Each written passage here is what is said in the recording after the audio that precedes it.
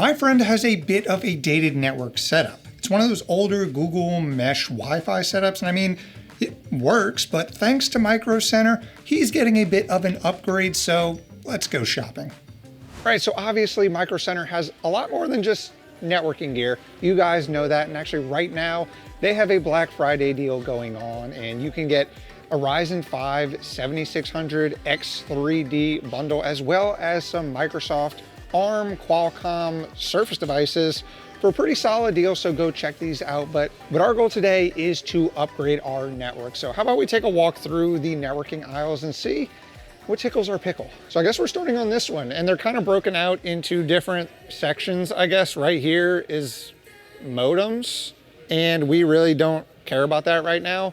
One brand we're seeing here is Intelenet. I'm not gonna lie, I've never heard of that. So we probably won't go with that. I'm not saying it's not good, okay? Any of you Intelenet fans, don't flame me. Could be great, I just never used it.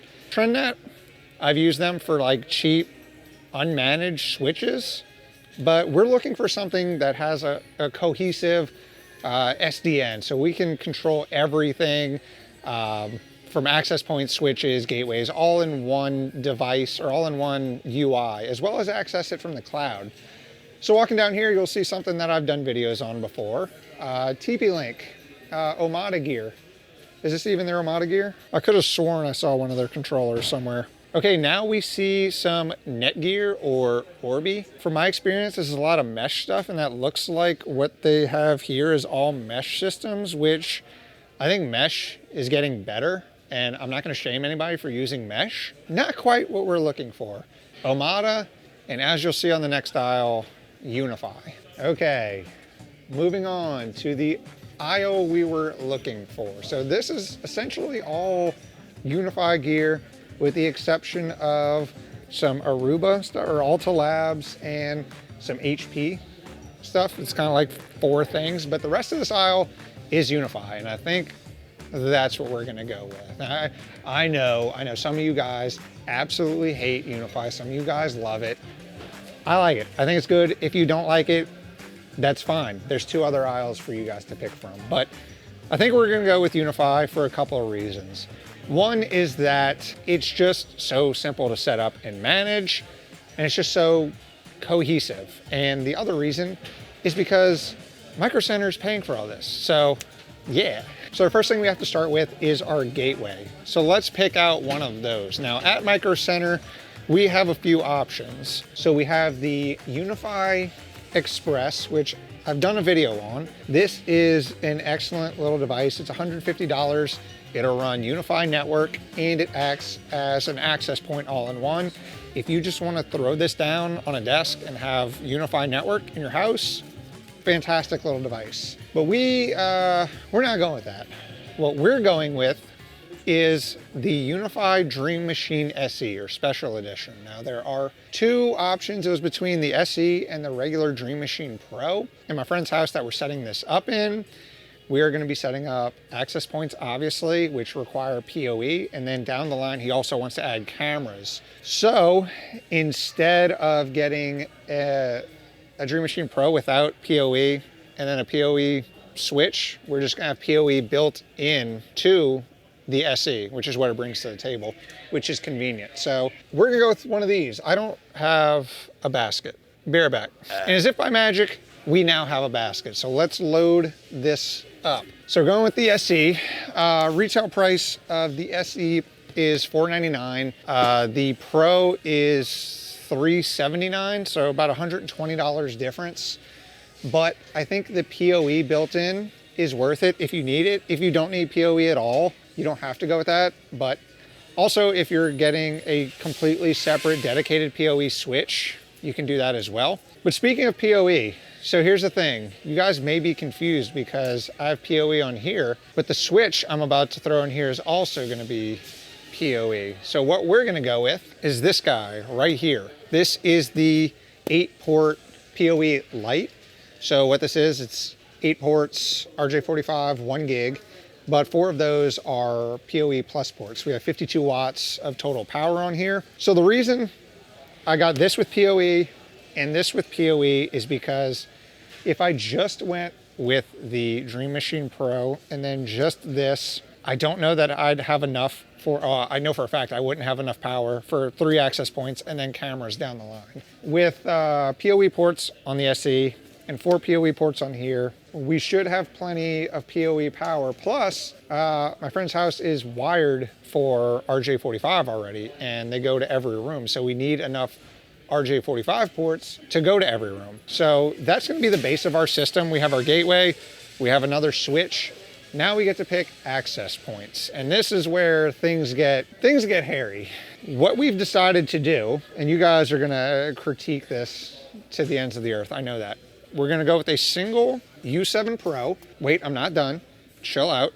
We're going to go with a U7 Pro as well as 2 U6 meshes. Now, you're thinking, Brett, why don't you just go with 3 U7 Pros? You did just say Micro Center's paying for all of this. Why don't you just spend the big money? Turns out in real life, some people care about aesthetics of access points. I wanted to add 1 U7 Pro just to have Wi-Fi 7 in the house for future devices. Some people just don't want or just don't like the look of the big circular access point style. So these these U6 meshes actually look a bit more aesthetic, I guess, but these look better. So we're going with these. Now, what do you sacrifice for that? You don't get Wi-Fi 7. You don't get even Wi-Fi 6E. But realistically, I've talked about this on a lot of my videos. Wi-Fi is so hit or miss. You could have the most baller Wi-Fi setup, but with interference, what your house is made out of, and your client devices, there are so many variables to determine how much Wi-Fi speed you get. So when my friend asked me if we do go with 3 of these versus 1 and 2 U6 meshes, am I going to notice a difference? My answer was honestly probably not. So the plan is 1 of these in his office, or the U7 Pro in his office, and then the meshes elsewhere in the house. Now, another thing that comes up when we talk about access points, especially with UniFi, all of their access points can technically do mesh. They can do uplink, which means that you can plug it in somewhere without an RJ45 cable, and it can talk wirelessly to another access point, but it can't talk downstream, so it can't do that second hop. But the ones that are specifically designated as mesh can do both. They can wirelessly uplink and wirelessly downlink. So that's the difference between a regular UniFi access point and one that's mesh. So I think this is a good kind of, I wouldn't say beginner, but it's a good solid setup to start from. So one thing I forgot to mention is the price discrepancy between the U6 mesh and the U7 Pro. It's honestly nothing. They're both $189.99. So you are sacrificing some speeds with the U6 mesh, but like I said, it's a full mesh setup. So if he wants to deploy these in a kitchen where there is no RJ45, you can do that and have the full mesh experience. So I think the idea here is the U7 is going to go in the office. One of the meshes is going to be plugged in on one side of the house, and then another of the meshes is going to go in the kitchen where there is no RJ45. So we'll get a nice cohesive setup, and I think that's worth it. Okay, it turns out there was a bonus aisle that I forgot about, and this is just like NICs or network interface cards, some access points and whatnot. But yeah, I think this is a solid little setup. Now, obviously, the next step is to check out and go deploy it. And I'm going to show you guys why I like UniFi so much. You guys are going to see that in a bit. Let's go do that. Yeah, bonus content. Maybe one day we come back and add some UniFi Protect stuff. Maybe. So it's the next day, which means it's installation day. So this is honestly what a lot of people's networking closet looks like. A bunch of wires feeding into their actual closet. So that's what we're working with here. So clearly there's not room for a Dream Machine Pro here, but there is room up here. And as you can see, there is a lot of Cat 5e coming directly into this box. We're actually just going to pull it in through up here and plug everything in to the Dream Machine and then into the PoE switch. And then we'll have hardwired connections to the rest of the house, and we can set up all of our Wi-Fi. So let's do that. All right, and as if by magic, again, everything is plugged in, and I don't think we really planned this, but it perfectly worked out with the exact amount of cables coming in. So if we do expand and add some cameras down the line, we may need a bigger switch.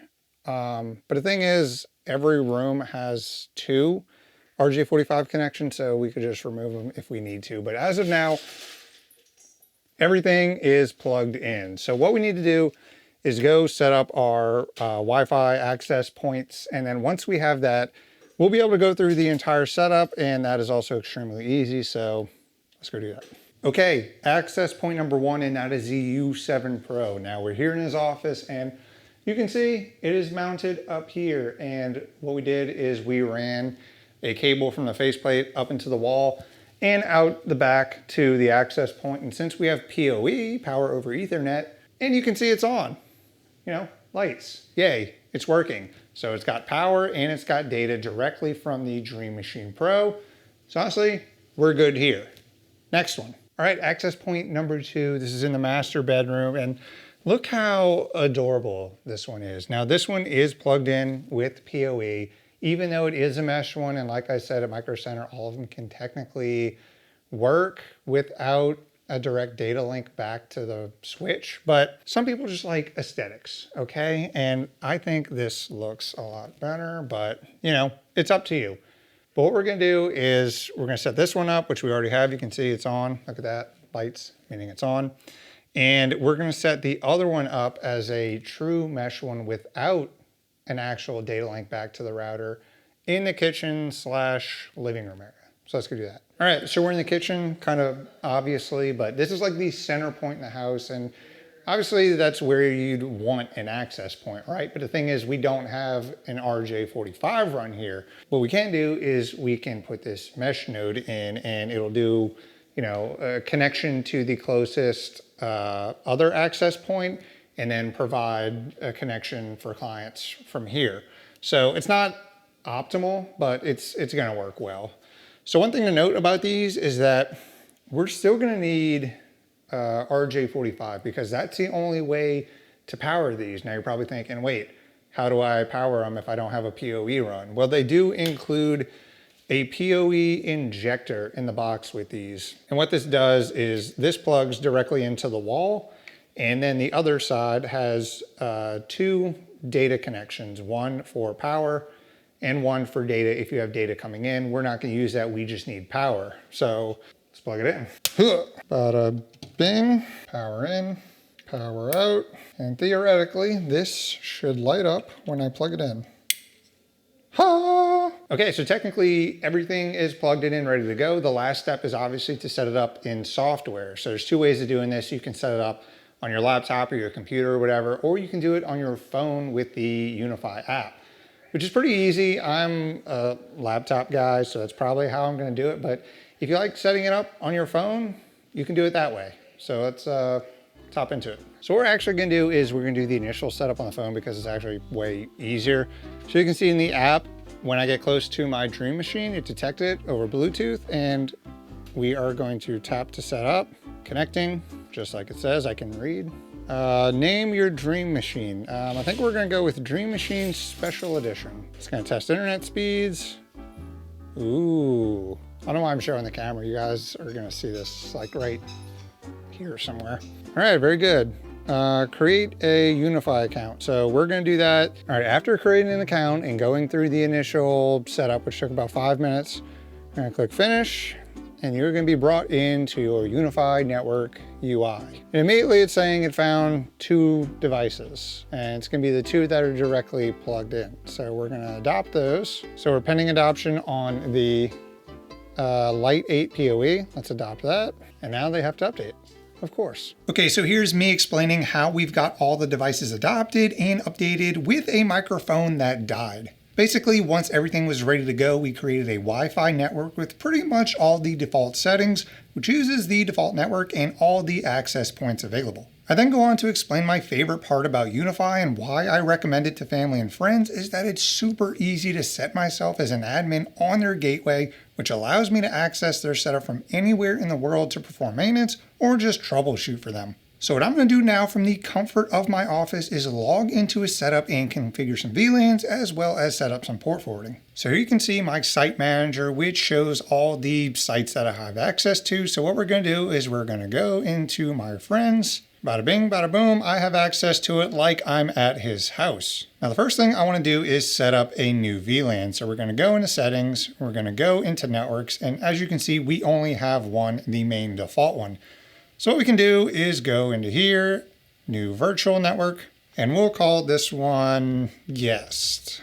And we're going to use this as the router, obviously, and it's going to assign a subnet for us. We can change this to whatever we want. Typically, what I like to do is match it with the VLAN ID. So we'll do 50. So we'll say 50.1 on the 24 subnet. We're going to turn auto scale off. Then we're going to go into manual where we can specifically set the VLAN ID 50. And there's some options here. So there's guest network and there's isolate network. And these are pretty useful. So guest network, you can read essentially what it does here. But what it does is it creates the security routes or the firewall settings that essentially keep it from talking to any other networks that aren't designated as other guest networks. So if you have multiple guest networks, they can talk to each other, but they can't talk to any other ones that aren't designated as guest networks. Then you have isolate network, which is kind of the same thing, except it doesn't matter what the other network is. It'll never be able to talk to a network outside of its own. So depending on what type of network you're setting up, pick one of these options. So we're going to do a guest network. We'll select guest network here. Now you don't have to do this. You can manually set your firewall rules, but this just makes it way easier. Allow internet access, obviously. Content filtering, that gets into the weeds. I'm not going to go over all the UniFi stuff here. I have videos on that. But yeah, this looks good. DHCP server, I'll give us about, 10 static addresses to play with, and we'll add. Very cool. So now we have that network. What we can do now is create a Wi-Fi network that ties to that. So if we go into Wi-Fi, you'll see we have the test one we created. He actually went in there and created his old SSID so that his clients would just connect to it without any issues. I suggest doing that. It makes things easier, but if you want to move on to a completely new system and create your own, brand new SSID, you can do that as well. So we're going to go into create new.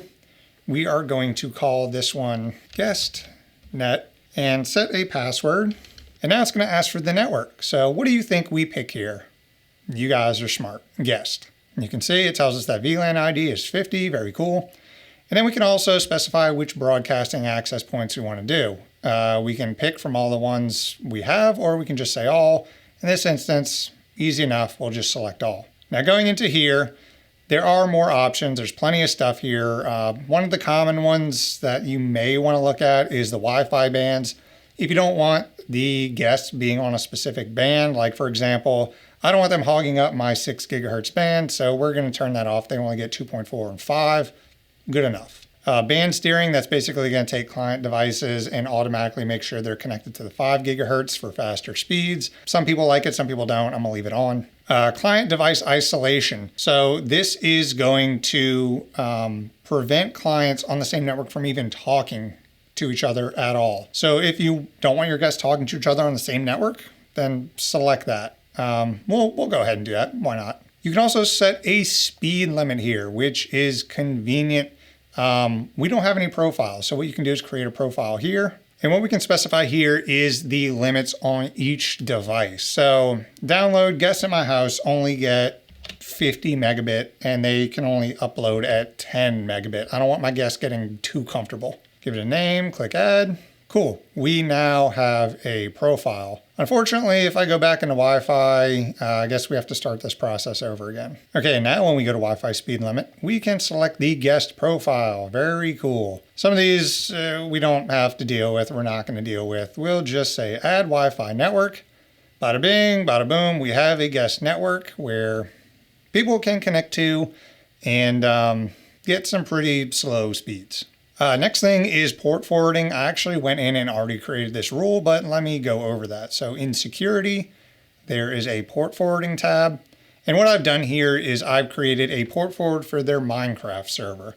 So what this does is it takes a specific port coming in externally and pushes that to a specific device on the network. So here you can see which interface we want to use. We only have one WAN. Select both if you do failover with multi-WAN setups, but whatever. This is going to be from any external address coming from port 25565, which is the Minecraft port. It's going to then forward that to this client, which is his Minecraft server. And this is the port that it's running on that server. And that's it. Once you create that, he'll be able to connect externally to his Minecraft server. Everyone's happy. All the kids are happy. Very nice.